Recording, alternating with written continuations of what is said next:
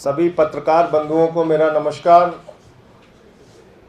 इस देश में नोटबंदी लागू करके देश की अर्थव्यवस्था को बर्बाद करने वाली मोदी सरकार, इस देश के अंदर जीएसटी का कानून लागू करके व्यापारियों को बर्बाद करने वाली मोदी सरकार, इस देश में काले किसानों के कानून लागू करके किसानों को बर्बाद करने वाली मोदी सरकार, इस देश में महंगाई आसमान पर पहुंचाकर माताओं बहनों के चूल्हे को बर्बाद करने वाली मोदी सरकार, इस देश के अंदर अग्निपथ योजना लाकर भ्रष्ट पथ पर निकल पड़ी है। ये मैं कहना चाहता हूं, सेना को नरेंद्र मोदी जी अपनी प्राइवेट एजेंसी बनाना चाहते हैं।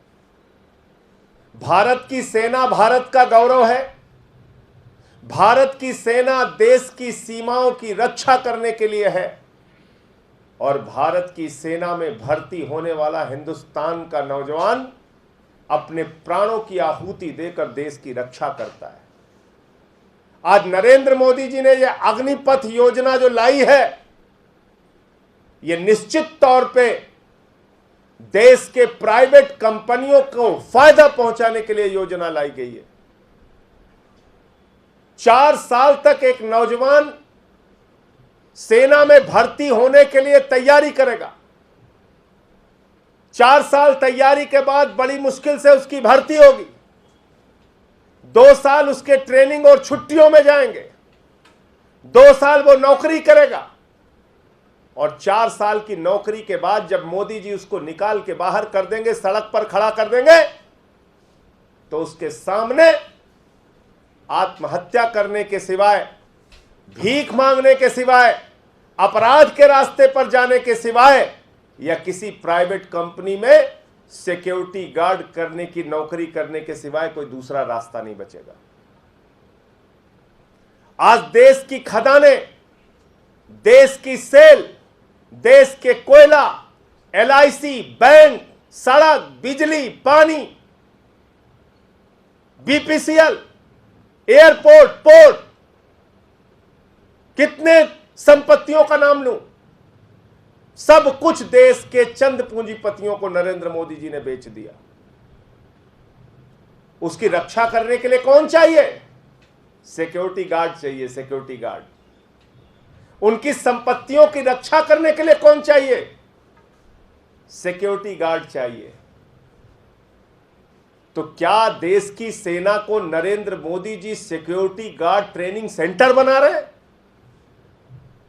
वहां से ट्रेनिंग करके जो नौजवान निकलेगा वो इन प्राइवेट कंपनियों में सिक्योरिटी गार्ड की नौकरी करेगा। इन प्राइवेट कंपनियों को फायदा पहुंचाने के लिए ये योजना लेके आए आप।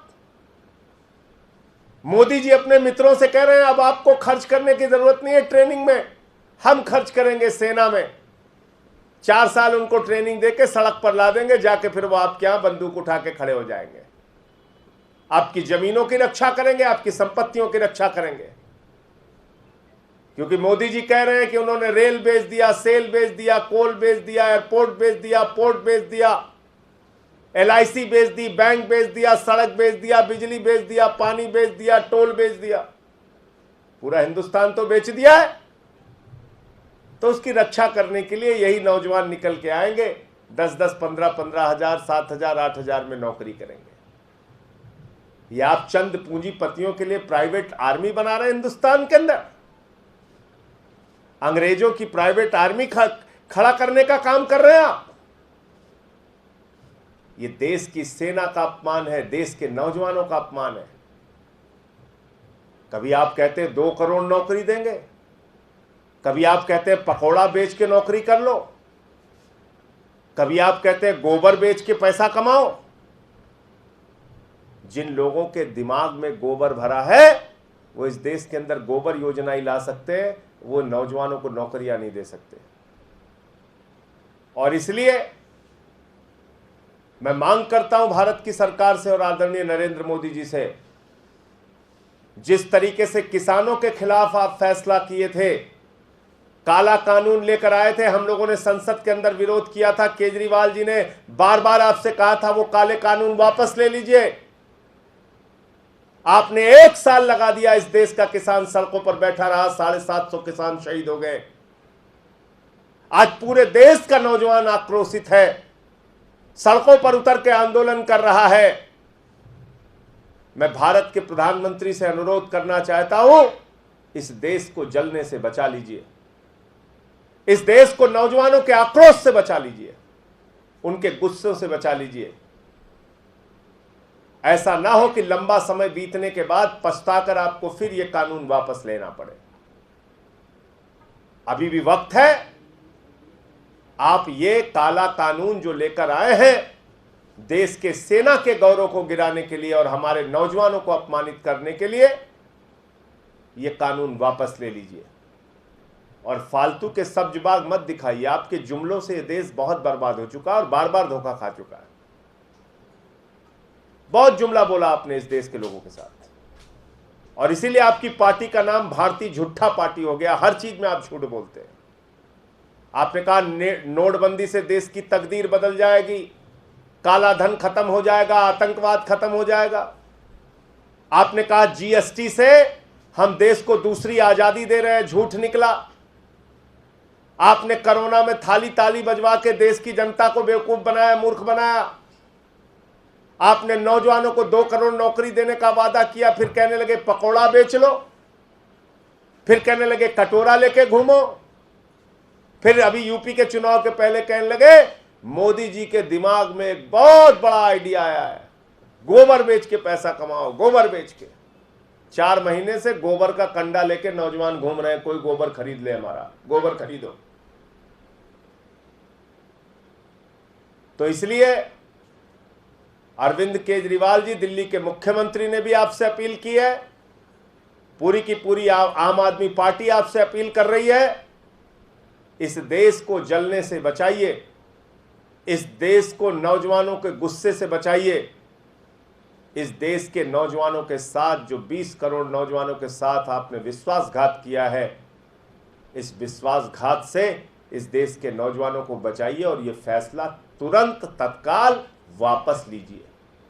17 साल की नौकरी की गारंटी अगर एक नौजवान को मिलती है, वो इस देश के लिए मरने मिटने के लिए, शहादत देने के लिए, देश की सीमा को सुरक्षित करने के लिए अपने प्राणों की आहुति तक दे देता है। इसलिए कि जब वो इस दुनिया में नहीं रहेगा, देश को बचाते हुए शहीद हो जाएगा, तो उसके परिवार की सुरक्षा की जिम्मेदारी सरकार लेगी। आपने इस योजना में न पेंशन, न भविष्य की कोई तनख्वाह, न कोई नौकरी की योजना। 25% लोगों को आप कह रहे हैं कंटिन्यू करेंगे। वो बेचारे नौजवान तो इसी बात में लग जाएंगे कि कैसे हम अपने अधिकारियों को खुश रखें कि 25% की श्रेणी में आ जाए। वो देश के सुरक्षा की भावना उनके मन में जो रहती है, वो भावना दूर रख के वो पहली कोशिश तो इस बात की करेंगे कि 4 साल की नौकरी में हम अपने सीनियर अधिकारियों को, वरिष्ठ अधिकारियों को किन किन तरीकों से खुश रखें जिससे कि वो हमें कंटिन्यू कर दे, हम 25% की श्रेणी में आ जाएं। इसी में पूरी ऊर्जा उनकी चली जाएगी। तो इसलिए ऐसा कोई काम मत कीजिए। और दुनिया के तमाम देशों में सुरक्षा के लिए प्राइवेट आर्मी भी हायर की जाती है। कहीं ऐसा ना हो कि आप अपने मित्रों के लिए, अपने पूंजीपति मित्रों के लिए इस देश में प्राइवेट आर्मी तैयार करके और फिर सरकार इसी काम में लग जाए कि प्राइवेट आर्मी हायर करके अपना काम चलाए। ऐसी हालत में इस देश को मत पहुंचाइए, भारत की सेना के गौरव को मत गिराइए। मैं फिर यही बात कहना चाहता हूँ। कल उत्तर प्रदेश के सभी जिलों में इस अग्निपथ योजना के खिलाफ आम आदमी पार्टी अपना विरोध प्रदर्शन करेगी और सरकार को ज्ञापन देगी। जी पूरे देश से आगजनी की खबरें आ रही है, लगातार ट्रेनें जलाई जा रही है बिहार में, और कल ही मोदी सरकार ने इसमें पहला संशोधन भी कर दिया है, 2 साल और बढ़ा दी इसमें आयु सीमा। क्या कहना चाहिए? ये 2 साल की आयु सीमा कितने दिन के लिए बढ़ाई है? सिर्फ 1 साल के लिए। 2 साल कोरोना के समय में भर्ती नहीं हुई। इस साल खाली उन्होंने एक बार के लिए छूट दे दी 2 साल के लिए। उनकी मांग क्या है? उनकी मांग यह है कि 17 साल की नौकरी की गारंटी, 17 साल वो नौकरी करते थे देश की सेना में जाके, ये गारंटी वो चाहते हैं। एक बार आपने राहत दे दी। 4 साल की नौकरी चाहता कौन सा नौजवान 4 साल की नौकरी चाहता है? आप भारतीय जनता पार्टी के मुख्यमंत्रियों को कहिए अपने बेटे को भेजें 4 साल सेना में। देश के प्रधानमंत्री को कहिए अपने परिवार के बेटों को भेजें। भाजपा के सांसदों और विधायकों को कहिए, इनके केंद्रीय मंत्रियों को और राज्य के मंत्रियों को कहिए कि वो अपने बेटों को, अपने परिवार वालों को भेजें 4 साल की नौकरी करने के लिए। आपने कैसा मजाक बना रखा है? 4 साल की नौकरी करेंगे नौजवान, उसके बाद सड़क पे कटोरा लेके भीख मांगेंगे? तो संशोधन वो चाहते हैं नौकरी की शर्तों में कि 17 वर्ष की जो उनकी नौकरी का जो कार्यकाल था वो कार्यकाल बहाल किया जाए। वो 1 साल के लिए सिर्फ आयु सीमा में संशोधन नहीं चाहते हैं। वो चाहते हैं जैसे आर्मी की भर्ती पहले होती थी, वहां एक सुरक्षित मानसिकता से आदमी जाता था, 17 साल की नौकरी करता था, उसके बाद अगर उसका प्रमोशन होता था और आगे कंटिन्यू करता था, उसकी नौकरी की एक सुरक्षा थी उसके साथ। आपने उसको खत्म कर दिया। इसमें पेंशन की कोई गारंटी नहीं, इसमें परिवार की कोई गारंटी नहीं, इसमें किसी प्रकार की कोई गारंटी नहीं। तो इसलिए आप मुझे बताइए, हाई स्कूल इंटर पास करके एक बच्चा 4 साल तैयारी करेगा, पहले 4 साल की तैयारी करने के बाद वो नौजवान सेना में भर्ती होगा, फिर 4 साल की नौकरी के बाद वो बाहर निकाल दिया जाएगा। वो किस काबिल बचेगा? किस काबिल बचेगा? क्या कर लेगा वो? तो ये संशोधन तो एक मजाक है।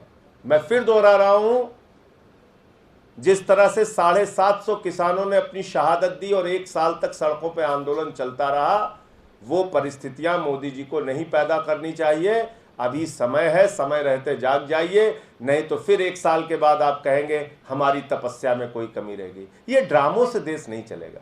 बहुत ड्रामा आपने कर लिया।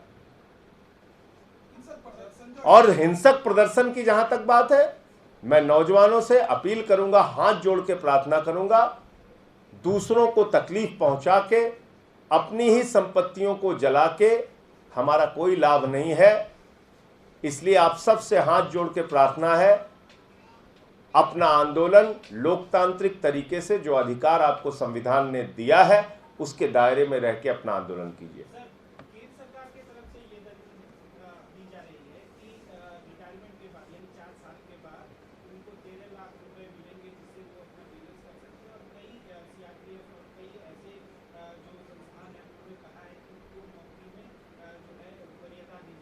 तो वही बात तो मेरी तो सच हो गई ना। यही तो मैं कह रहा हूं कि ये अपने मित्रों के लिए सेना को सिक्योरिटी गार्ड ट्रेनिंग सेंटर बनाया है मोदी जी ने। आप तो मेरी बात का समर्थन कर रहे हैं, वही बात आप बोल रहे हैं जो मैं बोल रहा हूं। यही तो कह रही है सरकार कि प्राइवेट कंपनियों ने आपको लेने का भरोसा दिलाया है। मुझे जरा बताइए, इंटर पास करके कौन सी नौकरी मिलती है? हाई स्कूल पास करके कौन सी नौकरी मिलती है? अपनी जमीन पे सिक्योरिटी गार्ड का काम, अपनी फैक्ट्री के बाहर सिक्योरिटी गार्ड का काम, रेलवे ले लिया सिक्योरिटी गार्ड का काम, एयरपोर्ट ले लिया सिक्योरिटी गार्ड का काम, पोर्ट ले लिया सिक्योरिटी गार्ड का काम। उठाओ जिंदगी भर बंदूक झोला, उनके परिवार को घुमाओ। यही तो मैं कह रहा हूं आपसे, वही सरकार कह रही है। हाई स्कूल इंटर पास करके कौन सी बड़ी नौकरी मिल जाएगी किस प्राइवेट कंपनी में? मुझे बताइए आप। अच्छा, बहुत बड़ी डिग्री भी नहीं ले सकता आदमी? भाई एमबीए करने में, पोस्ट ग्रेजुएट करने में 25-26 साल लग जाते हैं, तब तक तो उसकी सेना में जाने की उम्र खत्म हो गई। तो जाएगा किस डिग्री के साथ? हाई स्कूल पास करके, इंटर पास करके जाएगा। इंटर पास करके 4 साल सिक्योरिटी गार्ड की नौकरी करके, और उसके बाद जब वो आएगा बाहर निकल के, प्राइवेट कंपनी वालों के पास दर दर भटकेगा, तो कहने लगे ठीक है सिक्योरिटी गार्ड की नौकरी कर लो, वरना आत्महत्या कर लो, वरना कटोरा लेके भीख मांगो। और आप मुझे एक चीज बताइए कि जितने आर्मी के रिटायर्ड लोग हुए हैं अब तक, छोड़ दीजिए अभी की बात, अब तक जितने आर्मी के रिटायर्ड हैं उनको किन प्राइवेट कंपनियों में कहां कहां कितने बड़े बड़े पदों पे, अधिकारी के पद पे या कहां कहां रखा गया, बता दीजिए। इसी का आंकड़ा सरकार दे दे, कितने % लोगों को रखा गया आज तक। उसमें भी तो 17 साल की नौकरी मिलती है अभी भी। तो जब निकल के आते हैं उन्हें क्या करना पड़ता है, मजबूरी में सिक्योरिटी गार्ड की नौकरी पूरी पूरी रात जग के करना पड़ता है, अपमानित होना पड़ता है। एक सैनिक को जो देश के लिए 17 साल अपने बिता के आता है, उसको भी यही काम मिलता है। तो 4 साल वाले को क्या मिलेगा? यही मिलेगा। और 13 लाख की बात आपने कही, उस 4 वर्ष में उसके परिवार के किसी सदस्य की तबीयत मान लीजिए ईश्वर न करे खराब हो गई, 13 लाख तो 2 मिनट में खत्म हो जाएगा। कहां जाए? आप ऐसी दलीलें देते हैं जो आप अपने बारे में खुद सोचिए ना। भारतीय जनता पार्टी के विधायक, सांसद, मंत्री, केंद्रीय मंत्री, मुख्यमंत्री, प्रधानमंत्री जो हैं, अपने परिवार के बच्चों को इसी योजना के तहत नौकरी देके दिखाएं भाई, आपको समझ में आ जाएगा।